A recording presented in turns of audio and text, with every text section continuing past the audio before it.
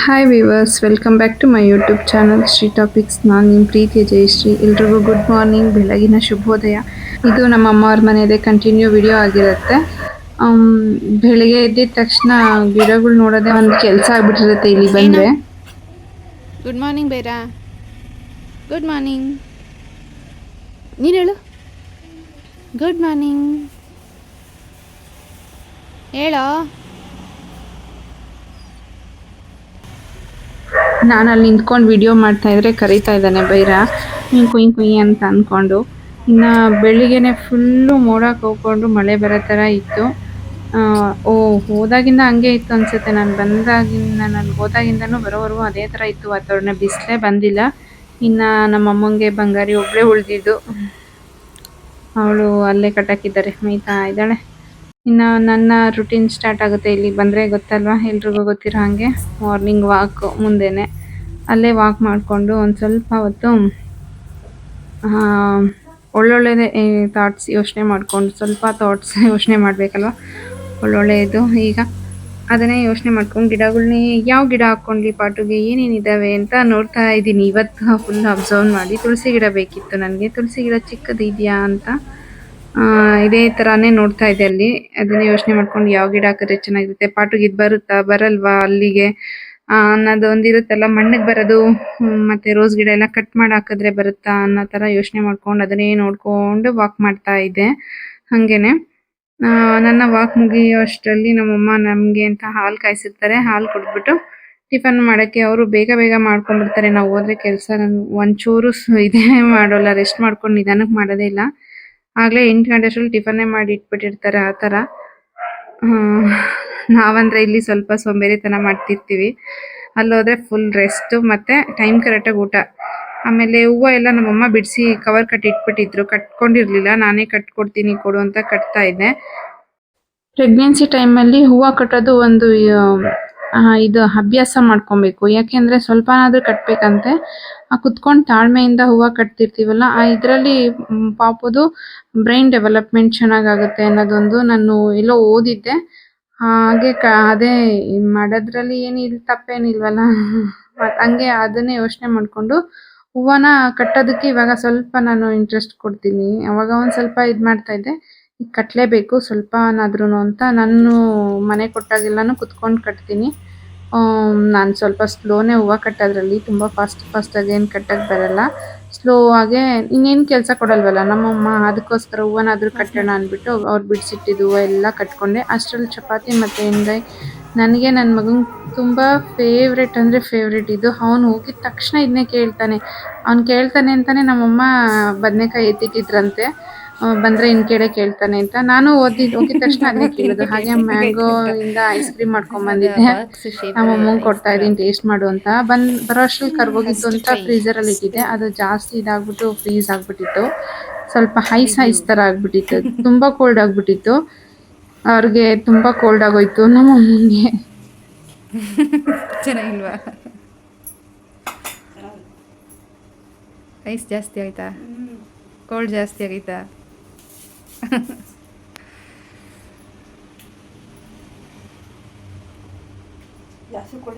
Cold ಜಾಸ್ತಿ ಆಗ್ಬಿಟ್ಟದ? ಸ್ವಲ್ಪ ತಣ್ಣಗಾಗ್ಲಿ ಬಿಡು. ಚೆನ್ನಾಯ್ತು. ಸ್ವಲ್ಪ ಕೋಲ್ಡ್ ಕಡಿಮೆ ಆಗಲಿ. ಐಸ್ ಥರ ಆಗ್ಬಿಟ್ಟೈತೆ.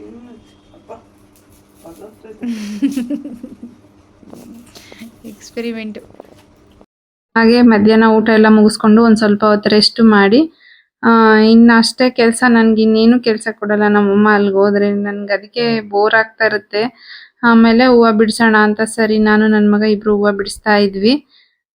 ಹೂವು ಬಿಡಿಸೋದು ಕಟ್ಟೋದು ಅಷ್ಟೇ ಕೆಲಸ ಮಾಡಿರೋದು ನಾನಂತೂ. ಅದಾದರೂ ಅವ್ರಿಗೆ ಒಂದು ಹೆಲ್ಪ್ ಆಗುತ್ತಲ್ಲ ಅನ್ನೋ ಥರ. ಹೂವು ತುಂಬ ಮಳ್ಳೆ ಹೂವು ಬಿಟ್ಟಿತ್ತು. ನಮ್ಮಮ್ಮ ಅಷ್ಟು ಬಿಡಿಸಿಟ್ಟಿದ್ದಾರೆ, ಆದರೂ ಎಷ್ಟಿತ್ತು ಅಂತ. ಇದೆಲ್ಲ ನನಗೆ ಕೊಟ್ಟು ಕಳಿಸಿದ್ರು. ಕಟ್ಟಿದ್ನಲ್ಲ ಅದೆಷ್ಟೂ ಹೂವು ಮತ್ತು 2 ದಿನದ ಮೊಗ್ಗು ಎಲ್ಲ ಸೇರಿಸಿ ನನಗೆ ಕೊಟ್ಟು ಕಳಿಸಿದ್ರು. ಬರೋ ದಿನವೂ ಅಷ್ಟೇ, ಸಂಡೇದು, ಸ್ಯಾಟರ್ಡೆ ಸಂಡೇ 2 ಡೇಸ್ ಮೊಗ್ಗುನೂ ನನಗೆ ಕೊಟ್ಟು ಕಳಿಸಿದ್ರು.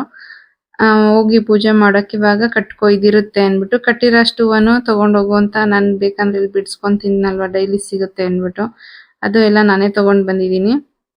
ಹಾಕಿರೋದು 2 ಚಿಕ್ಕ ಗಿಡ. ಎಷ್ಟು ಮೊಗ್ಗು ಸಿಗುತ್ತೆ ಅಂದರೆ ತುಂಬ ಸಿಗುತ್ತೆ ಮಳ್ಳೆ ಗಿಡದಲ್ಲಿ.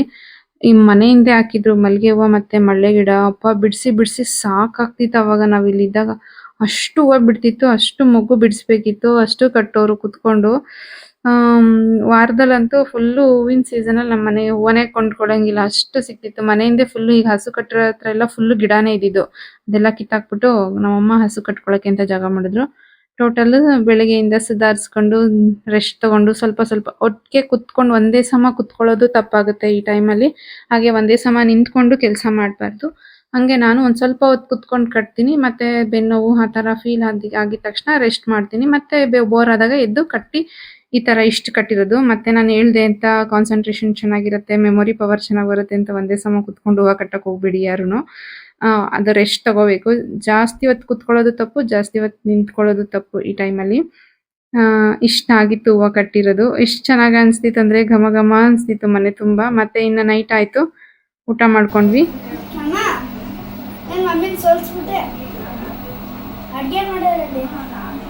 ನನ್ನ ಸೋಲ್ಸ್ಬಿಟ್ಟಿದ್ಯಂತಲ್ಲಮ್ಮ ನೀನು. ಮಮ್ಮಿ ಬಗ್ಗೆ ಪಲಾವ್ ಚೆನ್ನಾಗಿ ಮಾಡಿತ್ತು, ನೀನು ಅಮ್ಮನ ಸೋಸ್ಬಿಟ್ಟೆ ಅಂದೆ. ನೀನು ಸಾರು ಚೆನ್ನಾಗಿ ಮಾಡಿದ್ಯಾ, ನೀನೇ ಮಮ್ಮಿ ಸೋಸ್ಬಿಟ್ಟೆ. ದೇವ್ರೆ. ಇನ್ನ ಊಟ ಎಲ್ಲ ಮುಗಿಸ್ಕೊಂಡು ಮಲ್ಕೊಂಡು ಎದ್ದೋಳು ಅಷ್ಟರಲ್ಲಿ ಬೆಳಿಗ್ಗೆ ಎದ್ರೆ ಫುಲ್ಲು ಜಡಿ ಇಟ್ಕೊಂಡೈತೆ. ಬೆಳಿಗ್ಗೆ ನೆಕ್ಸ್ಟ್ ಡೇ ಬ್ಲಾಗ್ ಇದು. ಎಷ್ಟು ಚೆನ್ನಾಗಿತ್ತು ಅಂದ್ರೆ ಮಳೆ ಅಂತೂ ಅದಕ್ಕೂ ಸಖತ್ತಾಗಿತ್ತು ವೆದರು. ಆದ್ರೆ ಸ್ವಲ್ಪ ಕಷ್ಟ ಅನ್ಸುತ್ತೆ ಆಚೆ ಕೆಲ್ಸಕ್ಕೆ ಹೋಗೋರ್ಗೆಲ್ಲ ಈ ಮಳೆನೂ ಜಾಸ್ತಿ ಆದ್ರೆ. ನಾವು ಮನೇಲಿರೋರ್ಗೆ ನಮ್ಗೆ ಚೆನ್ನಾಗಿರುತ್ತೆ ಅಂತ ಫೀಲ್ ಆಗುತ್ತೆ. ಹಾಗೆ ನಮ್ ಕಾರ್ನು ಮಳೆ ಬಂದು ಎಲ್ಲ ವಾಶ್ ಮಾಡಿ ಹೋಗಿದೆ. ನಾವೇ ವಾಶ್ ಮಾಡ್ಬೇಕಿತ್ತು, ಅಷ್ಟರಲ್ಲಿ ಮಳೆನೇ ಎಲ್ಲ ವಾಶ್ ಮಾಡಿ ಕೊಟ್ಟೈತೆ. ಯಾಕೆ ಟೆನ್ಷನ್ ನಿಮ್ಗೆ ಆ ತರ ಅನ್ಸುತ್ತೆ.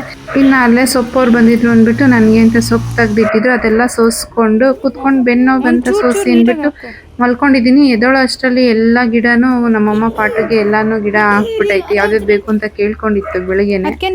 ಆಮೇಲೆ ಅವ್ರದ್ದು ಸ್ವಲ್ಪ ಪಾಟು ಇತ್ತಲ್ಲ, ಅದ್ರಲ್ಲೇ ಒಂದು ತುಳಸಿ ಗಿಡ ಹತ್ತಿತ್ತು, ಅದನ್ನೊಂದು ಹೊಸ ಪಾಟಿಗೆ ಹಾಕ್ಬಿಟ್ಟು ಅವ್ರದ್ದು ಒಂದೆರಡು ಪಾಟು ಇದ್ದಿದ್ದಕ್ಕೆಲ್ಲ ಒಂದೊಂದು ಗಿಡ ಹಾಕಿ ಕೊಟ್ಟಿದ್ದಾರೆ.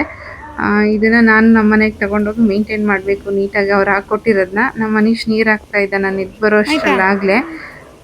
ಅದು ಕ್ಲಿಪ್ ಮಾಡ್ಕೊಳ್ಳೋಣ ಹಿಂಗ್ ಹಾಕ್ತಾರೆ ಪಾಟುಗೆ ಗಿಡಗಳೆಲ್ಲ, ಕಲ್ಲೆಲ್ಲ ಹಾಕ್ಬಿಟ್ಟು ಆಮೇಲೆ ಗೊಬ್ಬರದ ಮಣ್ಣು ಹಾಕ್ಬಿಟ್ಟು ಹಾಕಿರೋದು.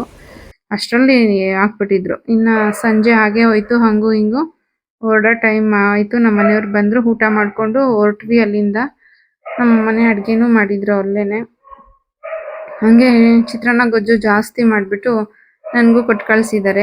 ಬೆಳಗ್ಗೆ ಏನು ಟಿಫನ್ ಮಾಡಬೇಡ, ಇಲ್ಲಿಂದ ಹೋಗೋಷ್ಟು ಲೇಟ್ ಆಗುತ್ತೆ, ಎದ್ಬಿಟ್ಟು ಅನ್ನ ಒಂದು ಮಾಡ್ಕೊ ಅಂತ ಹೇಳ್ಬಿಟ್ಟು. ಸರಿ ಬರ್ತೀವಿ ಕಣ, ಬಾಯ್, ಹುಷಾರು. ಬಂಗಾರಿ ಬಾಯ್. ನೀನೊಬ್ಳೆ ಇರೋದು ಇವಾಗ, ಯಾರೂ ಇಲ್ಲ. ಬಾಯ್. ಎಲ್ಲಿದೆಯಾ ಬೈರಾ? ಬಾಯ್ ಬೈರಾ, ಬಾಯ್ ಬಾಯ್ ಬೈರಾ. ನೀ ಆಗ್ಲೇ ಕುತ್ಕೊಂಡಿದ್ಯಾ, ಅಮ್ಮಂಗೆ ಬಾಯ್ ಮಾಡ್ದ? ಬಾಯ್ ಕಣ.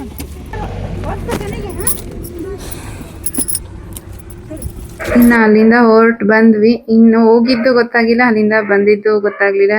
ಅದೇ ಹೆಂಗೆ ದಿನ ಕಳೀತು ಅಂತಾನು ಗೊತ್ತಾಗ್ಲಿಲ್ಲ. ಹೋಗುವಾಗೇನೋ ಖುಷಿಯಿಂದ ಹೊರಟೋಗ್ತೀವಿ, ಬರುವಾಗಿರುತ್ತಲ್ಲ ಅದು ಸಾಕು ಅನ್ಸುತ್ತೆ.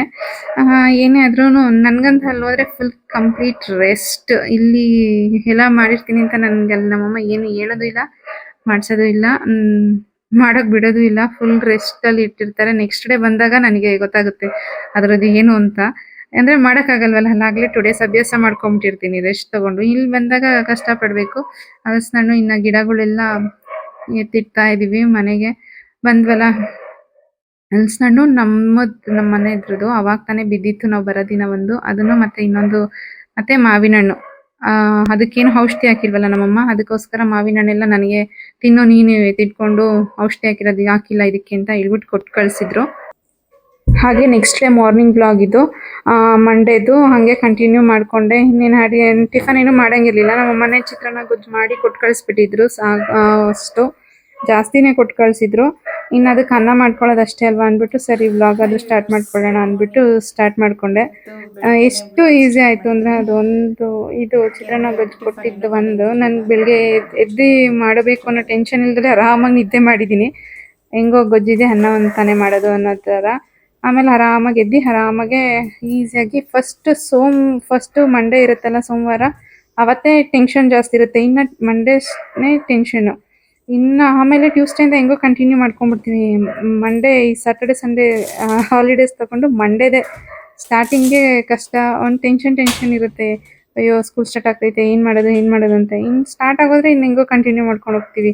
ಅದಕ್ಕೊಂದು ಅವತ್ತು ಆರಾಮಾಗಿ ಸ್ಟಾರ್ಟ್ ಮಾಡ್ಕೊಂಡಿದ್ದಕ್ಕೆ ನನಗೆ ಆ ವೀಕೆಲ್ಲ ಹೋಗಿದ್ದೇ ಗೊತ್ತಾಗಿಲ್ಲ ಅನ್ನಿಸ್ತು. ಮತ್ತು ಇನ್ನು ಸ್ಕ್ರೀನು ಕಿಟಕಿ ಎಲ್ಲ ಹಾಕ್ಬಿಟ್ಟು ಹೋಗ್ಬಿಟ್ಟಿದ್ವಲ್ಲ, ಗಾಳಿ ಆಡಲ್ಲ ಮನೇಲಿ ಅಂದ್ಬಿಟ್ಟು ಎಲ್ಲ ತಕ್ಕೊಂಡು ಬೆಳಗ್ಗೆ ಇಲ್ಲೂ ಅಷ್ಟೇ. ನಾನು ಬೆಳಗ್ಗೆ ಎದ್ದಿದ ತಕ್ಷಣ ಆಚೆ ನೋಡಿಲ್ಲ ಅಂದರೆ ನಂಗೆ ಸಮಾಧಾನನೇ ಆಗಲ್ಲ. ಫಸ್ಟು ಎದ್ದ ಮೇಲೆ ಆಚೆ ನೋಡ್ಕೊಂಡು ಗಿಡ ಎಲ್ಲ ನೋಡಿದೆ, ಚೆನ್ನಾಗಿ ಬಂದಿತ್ತು. ಯಾವುದೂ ಬಾಡ್ಕೊಂಡಂಗೆ ಆಗಿರಲಿಲ್ಲ. ನನ್ನ ಚಿಕ್ಕದಿತ್ತು ಪಾಟು, ಇದು ಬುಕ್ ಮಾಡಿದಾಗ ನಂಗೆ ಗೊತ್ತಾಗಲಿಲ್ಲ ಸೈಜು. ಆಮೇಲೆ ಪರವಾಗಿಲ್ಲ, ತುಂಬ ಚಿಕ್ಕದೇನಲ್ಲ, ಮೀಡಿಯಮ್ ಆಗಿತ್ತು. ಇದ್ರದ್ದು ಲಿಂಕ್ ಬೇಕಂದರೆ ನಾನು ಡಿಸ್ಕ್ರಿಪ್ಷನಲ್ಲಿ ಹಾಕಿರ್ತೀನಿ, ಚೆಕ್ ಮಾಡ್ಕೊಡಿ. ಅಮೆಝಾನಿಂದ ಏನೋ ಬುಕ್ ಮಾಡಿದೆ ವಿತ್ ಪ್ಲೇಟಿಂದನೂ 5 ಪಾಟು ಸೆಟ್ಟು. ಯಾವ ಗಿಡನೂ ಬಾಡ್ಕೊಂಡಿರಲಿಲ್ಲ, ಎಲ್ಲ ನೀಟಾಗಿ ಬಂದಿತ್ತು. ನೋಡಬೇಕು ಯಾವುದಾದ್ರೂ ಹೋಗುತ್ತಾ ಏನೋ ಅಂತ. ಇದು ಒಂದು ತುಳಸಿ ಗಿಡ ನಮ್ಮಮ್ಮನೇ ತಂದು ಕೊಟ್ಟಿದ್ರು. ಲಾಸ್ಟ್ ಟೈಮ್ ಬಂದಾಗ ಅದು ಒಣಗೋಗಿತ್ತು. ಅದಕ್ಕೂ ಮುಂಚೆ ನಾನು ಯೂಸ್ ಮಾಡ್ತಾ ಇದ್ದಿದ್ದು ಇದು ಒಣಗೋಗಿತ್ತು. ಅದೊಂದು ಇದಾಗೋಗಿತ್ತು. ಮತ್ತೆ ಹಾಕ್ಕೊಂಡು ತೊಗೊಂಡು ಬಂದೆ, ಹೆಂಗೋ ಸರಿ ಈಗ ಸಮಾಧಾನ ಆಯಿತು ನನಗೆ. 4 ಥರ ರೋಸು ಮತ್ತು ಅಲೋವೆರಾ, ಪತ್ರೆ, ಅದು ಗಮ್ ಅನ್ನುತ್ತಲ್ಲ ಆ ಥರ ರೋಸ್ ಮಧ್ಯದಲ್ಲಿ ಹಾಕೋದೇನೋ ಪನ್ನೀರ್ ಪತ್ರೆ ಅಂತಾರೆ, ಅದನ್ನು ಅಷ್ಟು ಗಿಡ ಹಾಕ್ಕೊಂಡು ತೊಗೊಂಡು ಬಂದಿದ್ದೀನಿ. ಇನ್ನು ಪಾಟುಗಳು ತೊಗೊಂಡು ನೆಕ್ಸ್ಟ್ ಹಾಕ್ಬೇಕು. ಇನ್ನೂ ಅದೊಂದಿದೆ. ಇನ್ನು ಅನೀಶಿಗೆ ಬಾಟಲ್ ಕ್ಲೀನ್ ಮಾಡೋದು ಹೇಗೆ ಅಂತ ಈ ವಿಡಿಯೋದಲ್ಲಿ ಶೇರ್ ಮಾಡ್ಕೊತಾ ಇದ್ದೀನಿ. ಅದಕ್ಕೆ ಯಾವುದೇ ಥರ ಸೋಪು, ಮಾಮೂಲಿ ಪಾತ್ರೆ ತೊಳೆಯೋ ಸೋಪು ಆಗಲಿ, ಡಿಶ್ ವಾಶ್ ಲಿಕ್ವಿಡ್ ಆಗಲಿ ಏನೂ ಹಾಕಲ್ಲ ನಾನು. ಮಂಡೇ ಏನು ಮಾಡ್ತೀನಿ ಅಂದರೆ 1 ಸ್ಪೂನ್ ಕಲ್ಲುಪ್ಪು ಮತ್ತು ಬೇಕಿಂಗ್ ಸೋಡಾ ಹಾಕ್ಬಿಟ್ಟು, ಮಾಮೂಲಿ ಅಡುಗೆ ಯೂಸ್ ಮಾಡ್ತೀವಲ್ಲ ಆ ಸೋಡಾ, ಅದ್ರಿಗೆ ಒಂದು ಹಾಫಲ್ಲಿ 1/4 ಭಾಗದಷ್ಟು ಲೆಮನ್, ನಿಂಬೆಹಣ್ಣು, ಇದಿಷ್ಟು ಹಿಂಡ್ಬಿಟ್ಟು ಒಂದು ಸ್ವಲ್ಪ ನೀರು ಬಿಟ್ಬಿಟ್ಟು ಒಂದು 5 ನಿಮಿಷ ಬಿಟ್ಬಿಡ್ತೀನಿ. ಇನ್ನು ಅಡುಗೆ ಇದು ಮಿಕ್ಕಿದ ಕೆಲಸ ಎಲ್ಲ ಮಾಡ್ಕೊಳ್ಳೋಷ್ಟು ಒಂದು 5 ಸೆಕೆಂಡ್ ಆಗಿರುತ್ತೆ. ಮತ್ತು ಅದಕ್ಕೆ ಬಿಸಿನೀರು ಹಾಕ್ಬಿಟ್ಟು ಚೆನ್ನಾಗಿ ಕುಳ್ಕಿಸ್ಬಿಡ್ತೀನಿ. ಇದು ಬೆಸ್ಟು. ಕೆಮಿಕಲ್ ಯೂಸ್ ಮಾಡಿ ಬಾಟ್ಲನ್ನ ವಾಶ್ ಮಾಡಬಾರ್ದು. ಯಾರು ಆ ಥರ ಮಾಡಬೇಡಿ, ಮಾಡೋರು. ಇದು ತುಂಬ ಈಸಿ ಮತ್ತು ಹೆಲ್ತಿ ಕೂಡ. ಮಕ್ಕಳಿಗೆ ಈ ಥರ ವಾಶ್ ಮಾಡಬೇಕು. ಸೋಪು ಅದೆಲ್ಲ ಹಾಕಿ ವಾಶ್ ಮಾಡೋಕ್ಕೆ ಹೋಗಬೇಡಿ. ಇದು ಎಷ್ಟು ಈಸಿ ಮತ್ತು ಸ್ಮೆಲ್ ಇರಲ್ಲ, ನಿಂಬೆಹಣ್ಣಿಂದು ಘಮ ಅಂತಿರುತ್ತೆ. ಅದಕ್ಕೋಸ್ಕರ ಈ ಥರ ಬಾಟ್ಲಲ್ಲಿ ನಾನು ಈ ಥರ ವಾಶ್ ಮಾಡ್ತೀನಿ. ಚೆನ್ನಾಗಿ ಕುಳ್ಕಿಸ್ಬಿಟ್ಟು ಬಿಸಿನೀರು ಹಾಕಿ ಚೆನ್ನಾಗಿ ಕುಳ್ಕಿಸ್ಬಿಡ್ತೀನಿ. ನೆಕ್ಸ್ಟ್ ಅದೇ ಇದಕ್ಕೆ ಇನ್ನೊಂದು ಸ್ವಲ್ಪ ಬಿಸಿನೀರು ಹಾಕ್ಕೊಂಡು ಮೇಲೆಲ್ಲನೂ ಅದೇ ನೀರಲ್ಲೇ ವಾಶ್ ಮಾಡೋದು. ಸೋಪೇನೂ ಹಾಕಲ್ಲ ನಾನು. ಮೇಲೆ ಕ್ಯಾಪು ಅದು ಎಲ್ಲನೂ ಇದೇ ಬಿಸಿನೀರು ಮತ್ತು ನಿಂಬೆಹಣ್ಣು, ಸೋಡಾ, ಉಪ್ಪು ಇರುತ್ತಲ್ಲ ಅದೇ ನೀರಲ್ಲೇ ತೊಳ್ಕೊಂಡು ಇದೇ ಥರ 2 ಸತಿ. ಮತ್ತು ಇದು 1 ಸತಿ ತೊಳೆದ್ಮೇಲೆ ಮತ್ತು ಚೆನ್ನಾಗಿರೋ ನೀರು ಹಾಕ್ಕೊಂಡು ಇನ್ನೊಂದು ಸತಿ ಬಿಸಿನೀರಲ್ಲೇ ತೊಳೆದ್ಬಿಟ್ಟು ಅಟ್ಲೀಸ್ಟ್ ವೀಕ್ಲಿ ಒನ್ಸ್ ಆದರೂ ಈ ಥರ ಕ್ಲೀನ್ ಮಾಡಿಕೊಂಡ್ರೆ ಸಾಕು. ಬಾಟ್ಲುದು ತುಂಬ ಏನು ಇದಾಗಲ್ಲ. ಇನ್ನು ಮಾಮೂಲಿ ಡೈಲಿ ಬಿಸಿನೀರಲ್ಲಿ ತೊಳಿತೀನಿ ಅಷ್ಟೇ. ಈ ಥರ ಬಿಸಿನೀರು ಹಾಕ್ಬಿಟ್ಟು ಅಲ್ಲಾಡಿಸ್ಬಿಟ್ಟು ತೊಳೆದ್ಬಿಟ್ಟು ನೀರು ತುಂಬಿಕ್ತೀನಿ. ಮಾಮೂಲಿ ತಣ್ಣೀರೇ ಅಕ್ವಾಗಾರ್ಡ್ ನೀರು. ಮೊದಲು ಚಿಕ್ಕ ಹುಡುಗ ಇದ್ದಾಗ ಬಿಸಿನೀರು ಕಾಯಿಸಿ ಫಸ್ಟ್ ಎದ್ದು ಬಂದಿದ ತಕ್ಷಣ ಬಿಸಿನೀರು ಕಾಯಿಸಿ ಇಟ್ಬಿಟ್ಟು, ತುಂಬ ಚಿಕ್ಕವನಿದ್ದಾಗ ಸ್ಟಾರ್ಟಿಂಗ್ ಸ್ಕೂಲಿಗೆ ಸೇರಿಸಿದಾಗ ಅದು ಆರ್ಕೊಂಡ್ಮೇಲೆ ಬಾಟ್ಲು ತುಂಬಿ ಕಳಿಸ್ತಾ ಇದ್ದೆ.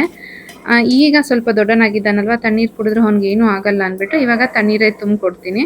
ಆಮೇಲೆ ಇನ್ನು ಇದು ಶಾರ್ಟ್ ಬ್ರೇಕಿಗೆ ಬಾಕ್ಸು 4 ಬಾದಾಮಿ, ಒಂದು 5-6 ಪಿಸ್ತಾ, ಒಂದು 3 ಖರ್ಜೂರ, ಗೋಡಂಬಿ ಮತ್ತು ದ್ರಾಕ್ಷಿ 2 ಥರದ್ದು, ಒಣಗಿರೋದು ಬ್ಲ್ಯಾಕ್ ದ್ರಾಕ್ಷಿ ಮತ್ತು ಮಾಮೂಲಿದು, ಅದಷ್ಟು ಹಾಕಿ ಕೊಟ್ಟಿದ್ದೀನಿ. ನಾನು ಇನ್ನೇನು ಅವನಿಗೆ ಶಾರ್ಟ್ ಬ್ರೇಕಿಗೆ ಅಂತ ಯಾವುದೇ ಥರದ್ದು ಹಾಕಲ್ಲ. ಏನಾದರೂ ಮನೇಲಿ ಮಾಡಿದರೆ ಅದನ್ನು ಹಾಕ್ತೀನಿ. ಅದನ್ನು ಬಿಟ್ಟರೆ ಫ್ರೂಟ್ಸು, ಯಾವ ಫ್ರೂಟ್ಸ್ ಇರುತ್ತೋ ಆ ಫ್ರೂಟು ಮತ್ತು ಇಲ್ಲಾಂದರೆ ಡ್ರೈ ಫ್ರೂಟ್ಸ್ ಇಷ್ಟೇ ಹಾಕೋದು ನಾನು ಅವನಿಗೆ.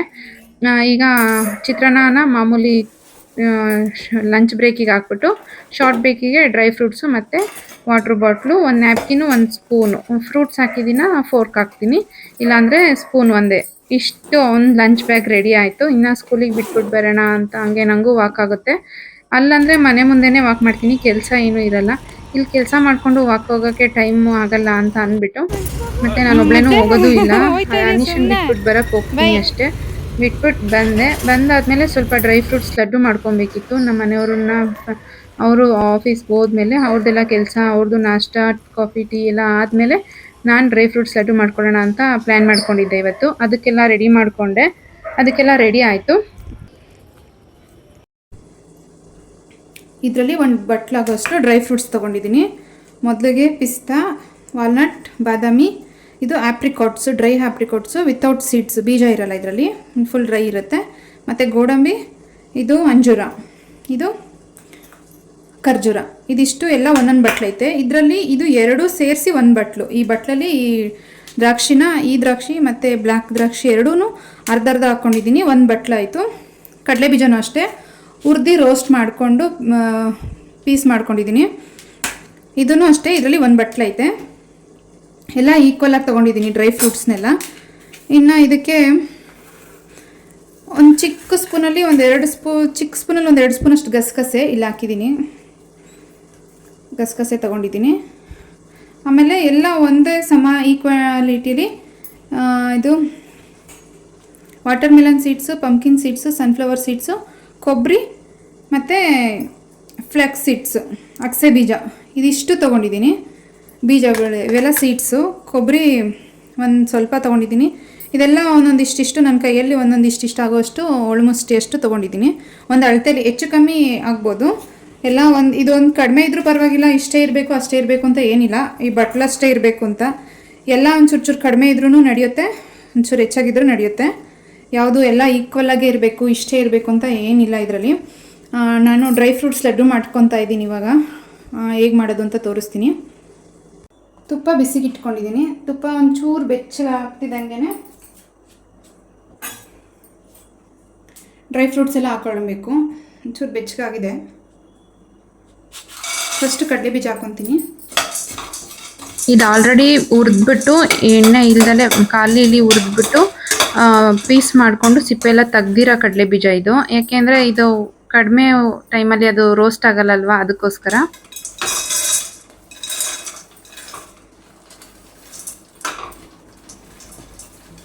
ಬಾದಾಮಿ, ಆಪ್ರಿಕಾಟ್ಸ್ ಪೂರ್ತಿ ಎಲ್ಲ ಒಟ್ಟಿಗೆ ಹಾಕ್ಕೊಂಡ್ಬಿಡ್ತೀನಿ.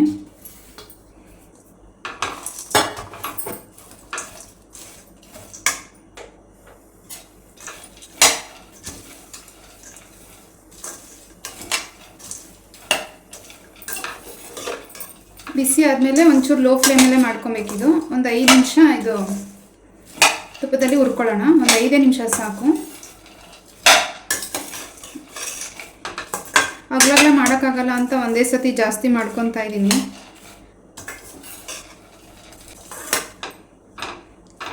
ಇನ್ನೂ ಬಿಸಿನೂ ಆಗಿಲ್ಲ, ಇದು ಬಿಸಿನೂ ಹತ್ತಿಲ್ಲ.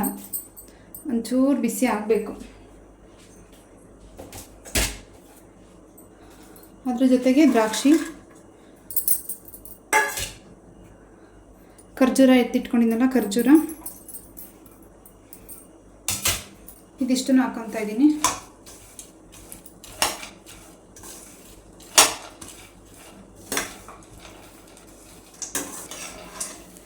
ಇವಾಗ ಇದಾಗಿದೆ. ಇದು ಸ್ವಲ್ಪ ಬೆಚ್ಚಗೂ ಆಗೈತೆ.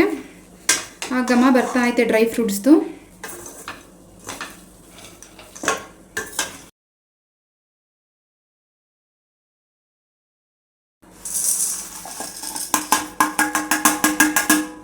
ಈಗ ಇದಕ್ಕೆ ಸೀಡ್ಸ್ ಮತ್ತು ಇದೆಲ್ಲ ಎತ್ತಿಟ್ಕೊಂಡಿದ್ನಲ್ಲ, ಗಸಗಸೆ, ಕೊಬ್ಬರಿ,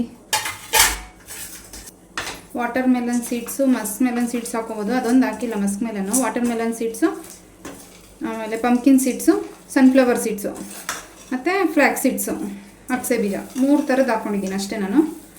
ಅದನ್ನು ಸೇರಿಸ್ಕೊಂಡಿದ್ರ ಜೊತೆ ಕೊಬ್ಬರಿ, ಗಸಗಸೆ, ಈಗೆಲ್ಲ ಒಟ್ಟಿಗೆ ಮಿಕ್ಸ್ ಮಾಡ್ಕೊಬೇಕು ನೀಟಾಗಿ. ಇದೇನಿಲ್ಲ, ಒಂದು 10 ರಿಂದ 15 ನಿಮಿಷ ಅಷ್ಟೇ ಇದು ಮಾಡಬೇಕಾಗಿರೋದು, ಅಂದರೆ ಬಿಸಿ ಮಾಡಬೇಕಾಗಿರೋದು. ಆಮೇಲೆ ಆಗುತ್ತೆ. ಇದೇನು ಜಾಸ್ತಿ ಹೊತ್ತೆಲ್ಲ ಏನೂ ಮಾಡೋ ಹಾಗಿಲ್ಲ. ಅದಕ್ಕೆ ಕಡಲೆ ಬೀಜನ ಮುಂಚೆನೇ ಹುರ್ಕೊಬೇಕು, ಇಲ್ಲಾಂದರೆ ಆಗಲ್ಲ ಅದು. ಒಂದು 10-15 ನಿಮಿಷದಲ್ಲೆಲ್ಲ ಅದು ಹಸಿ ಕಡಲೆ ಬೀಜ ಹೋಗಲ್ಲ, ಅದಕ್ಕೆ ಫಸ್ಟೇ ಹುರ್ಕೊಂಡಿರೋದು.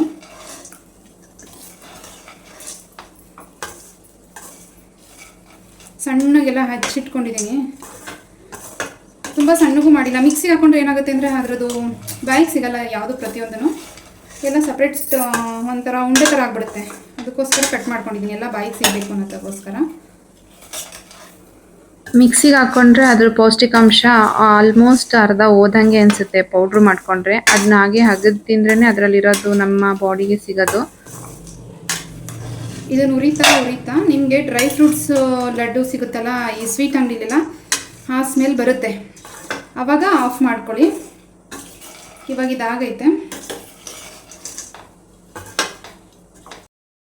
ಇದನ್ನ ಈ ತರ ಒಂದ್ ತಟ್ಟೆಗೆ ಅಥವಾ ಯಾವ್ದಾದ್ರು ಒಂದು ಪಾತ್ರೆಗೆ ಶಿಫ್ಟ್ ಮಾಡ್ಕೊಂಡು ಎಲ್ಲ ಹಾಕೊಂಡ್ಬಿಟ್ಟು ಆ ಈಗ ಅದೇ ಬಾಣ್ಲಿಗೆ ನಾನು ಏನ್ ಮಾಡ್ತಾ ಇದ್ದೀನಿ ಅಂದ್ರೆ ಒಂದ್ ಸ್ವಲ್ಪ ಬೆಲ್ಲ ಹಾಕೊಂಡು ಟೇಸ್ಟಿಗೆ ಎಷ್ಟು ಬೇಕೋ ಅಷ್ಟು, ಇದು ಖರ್ಜೂರ ಮತ್ತೆ ಅಂಜೂರ ಎರಡು ಸ್ವೀಟ್ನೆಸ್ ಇರುತ್ತೆ, ಮತ್ತೆ ದ್ರಾಕ್ಷಿ, ಅದಕ್ಕೋಸ್ಕರ ಎಷ್ಟು ಬೇಕೋ ಅಷ್ಟು ಹಾಕೊಂಡ್ರೆ ಸಾಕು. ಇದಕ್ಕೆ ಬೆಲ್ಲ ಒಂದ್ ಸ್ವಲ್ಪ ಗಟ್ಟಿ ಪಾಕ ಮಾಡ್ಕೊಳ್ಳೋಣ ಅಂದ್ಬಿಟ್ಟು, ಏಕೆಂದ್ರೆ ಉಂಡೆ ಕಟ್ಟಕ್ಕೆ ಅದು ಸಪೋರ್ಟ್ ಇರಲ್ಲ.